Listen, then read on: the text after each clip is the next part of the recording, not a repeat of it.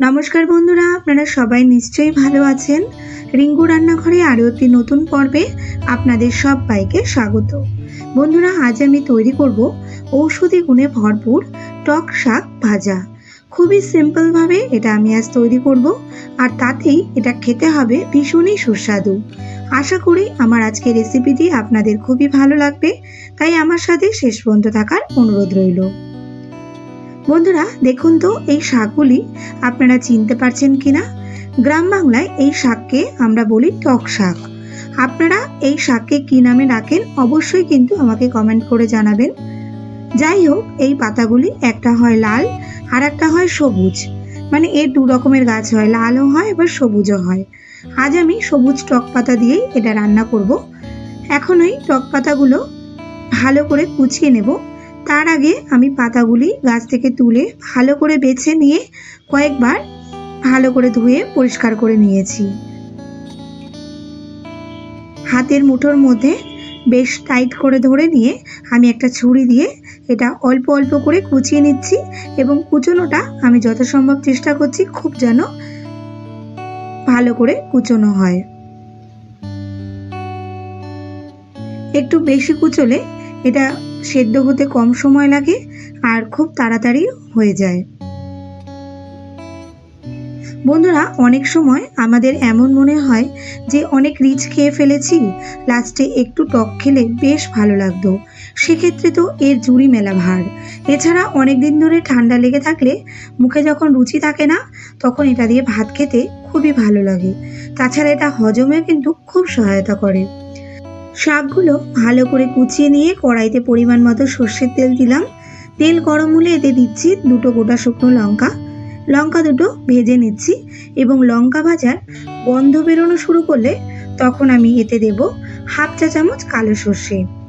যেহেতু আমি টক শাক রান্না করছি, তাই শুধু এটা কালো সর্ষেই আমি ফোড়ন দিচ্ছি। এতেই শাকের ফ্লেভারটা খুবই সুন্দর আসে। এখন আমি সর্ষেটা একটু ভেজে নিচ্ছি, আর সর্ষে যখন চটপট করে ফাটতে শুরু করবে তখন এতে কুচিয়ে রাখা টক শাকগুলো দিয়ে দিচ্ছি। টক শাকটা একটু নেড়ে চেড়ে নিচ্ছি।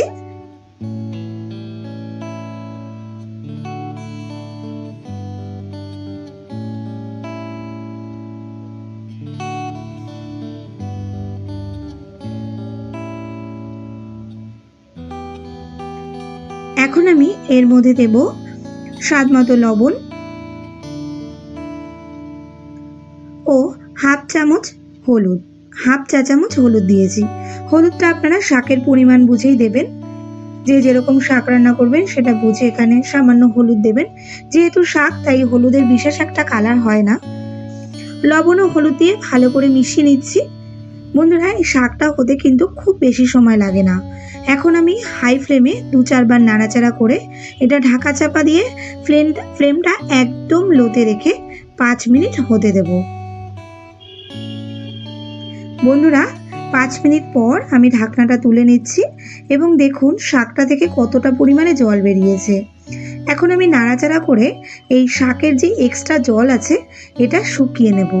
বন্ধুরা, আপনারা যারা আমার রান্নাগুলি দেখেন বা পছন্দ করেন কিন্তু এখন আমার চ্যানেলটি সাবস্ক্রাইব করেননি, তাদের কাছে আমার রিকোয়েস্ট, আপনারা এই রকম নিত্য নতুন ঘরোয়া রান্না যদি আরও দেখতে চান তবে আমার চ্যানেলটি সাবস্ক্রাইব করে আমার পাশে থাকবেন, এবং পাশে থাকা বেল আইকনটি ক্লিক করে দেবেন, যাতে আমার পরবর্তী ভিডিও নোটিফিকেশনটি আপনার কাছে সবার আগে পৌঁছে যায়। আর এর সাথে সাথে আমার পুরনো বন্ধুদের আমার পাশে থাকার জন্য জানাই অসংখ্য ধন্যবাদ।